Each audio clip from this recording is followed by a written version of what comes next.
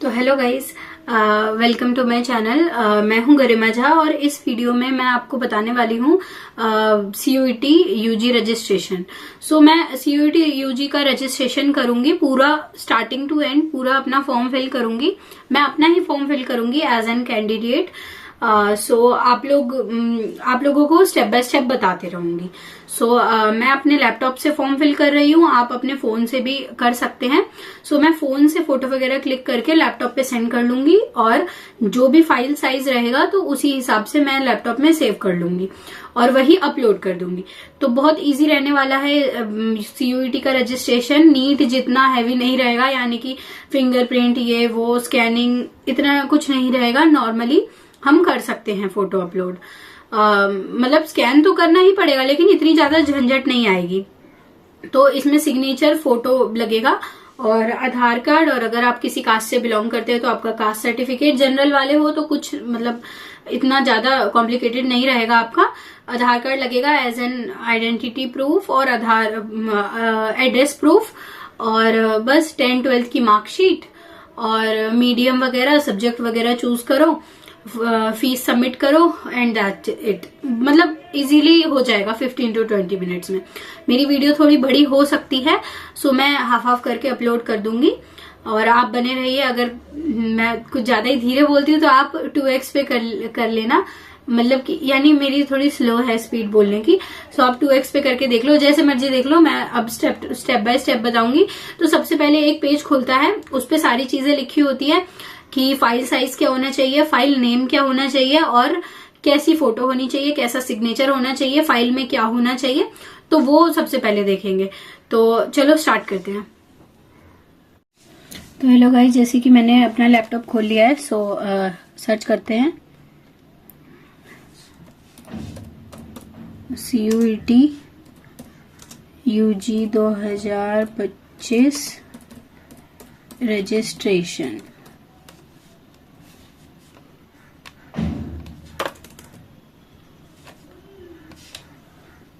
तो ये फर्स्ट खुला है, common university entrance test CUET UG 2025। तो और यहाँ registration for CUET UG 2025 is live, तो लाइव वाले पे क्लिक करना है। यहाँ पे ये खुल जाएगा कॉमन यूनिवर्सिटी एंट्रेंस टेस्ट, और यहाँ पे ऑप्शन है नीचे इधर CUET UG 2025 रजिस्ट्रेशन, ये आपको क्लिक करना है। जैसे कि देख सकते हैं ये पेज खुल जाएगा। तो ये स्टेप्स टू अप्लाई ऑनलाइन है, तो ये मैंने पिछली वीडियो में बता दिया है। बुलेटिन इसमें यहाँ पे किया था तो बुलेटिन डाउनलोड हुआ था।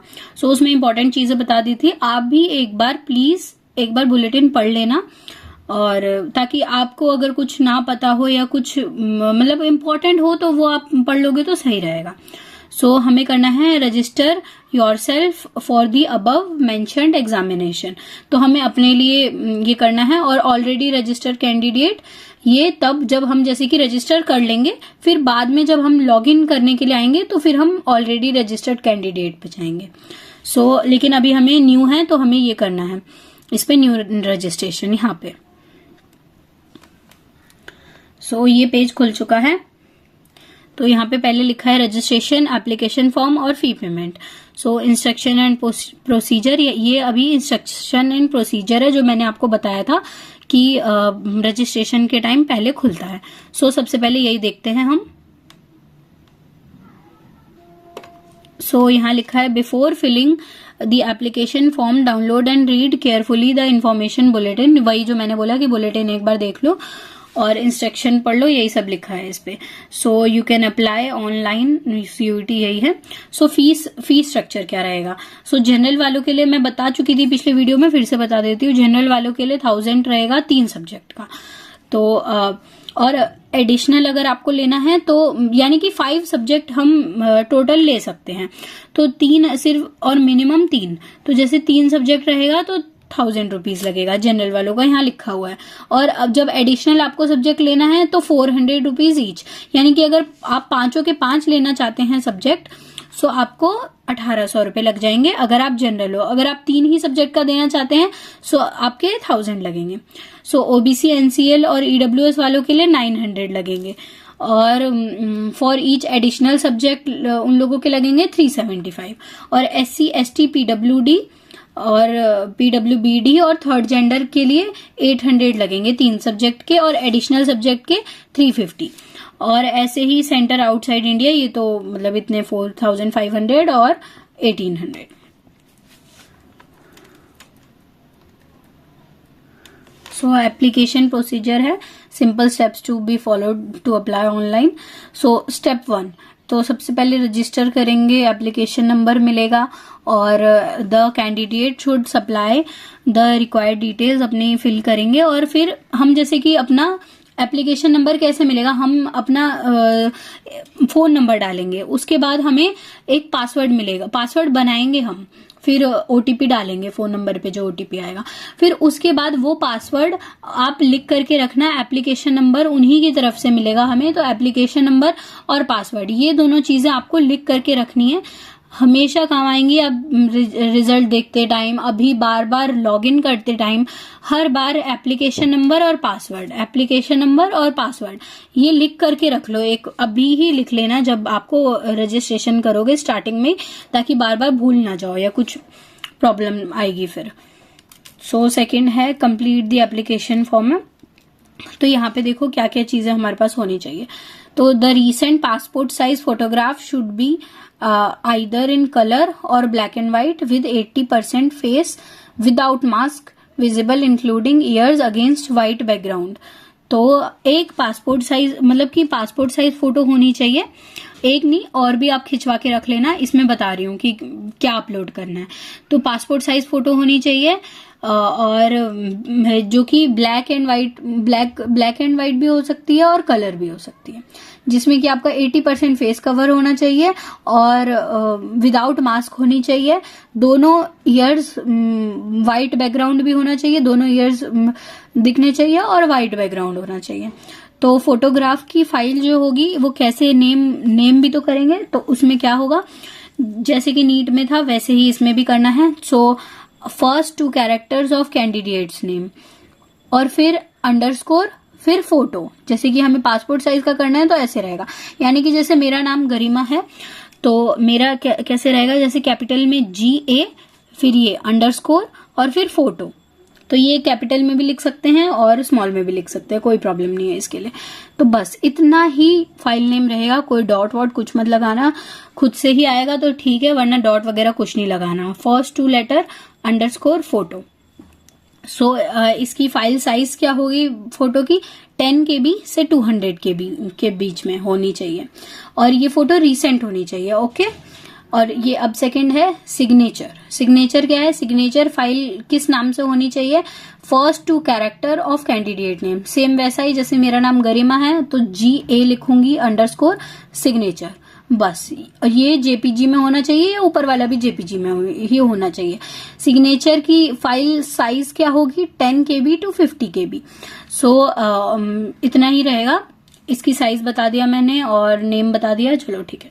थर्ड चीज क्या है, scanned copy of PWD, PWBD, UDID certificate. और अगर आप जैसे कि डिसेबल है या फिर मतलब कि क्या कहते हैं, आपको कोई भी डिसेबिलिटी है, इस कैटेगरी में अगर आप आते हैं PWD, PWBD, तो आपको उसका सर्टिफिकेट का नाम क्या होना चाहिए, first 2 characters of candidate name और नीचे जैसे अंडरस्कोर और फिर PWD सर्टिफिकेट, और ये होना चाहिए PDF में 50 KB to 300 KB, ठीक है। और बाकी देखते हैं स्टेप 3 क्या रहेगा। हाँ, यहाँ पे ये लिखा हुआ है, upload the correct photograph, signature as the facility for correction will not be given.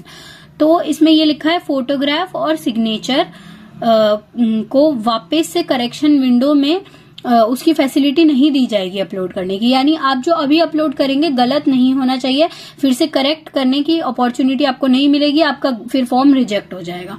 सो फिर आपको कहीं मेल डालोगे आप, फिर हाइपर होगे, मतलब टेंशन होगी। तो इसीलिए प्लीज आप सही ही फोटो डालना, फोटो और सिग्नेचर दोनों आपकी एकदम सही होना चाहिए, यानी कि व्हाइट बैकग्राउंड, दोनों कान दिखने चाहिए, 80% फेस कवर होना चाहिए।